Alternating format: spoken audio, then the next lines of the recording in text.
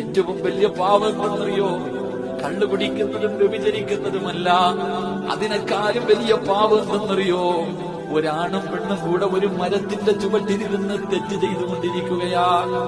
ഇന്ന് നമ്മൾ പാർക്കിലും ബീച്ചിലൊക്കെ പോകുമ്പോ കാണുമല്ലോ, ഒരാണും പെണ്ണും കൂടെ ഒരു മരത്തിന്റെ ചുവട്ടിൽ കൊടയ്ക്ക് കീഴിലിരുന്ന് 18 പാവം ചെയ്തുകൊണ്ടിരിക്കുമ്പോ ആ തോട്ടത്തിൽ ജോലി ചെയ്യുന്ന അവിടത്തെ ഒരു സെക്യൂരിറ്റിയായ മനുഷ്യനുണ്ടല്ലോ, അവിടെ കാവല് നിൽക്കുന്ന മനുഷ്യൻ നടന്നു വന്ന ഈ പെണ്ണും പയ്യനും മാറിയിരിക്കും.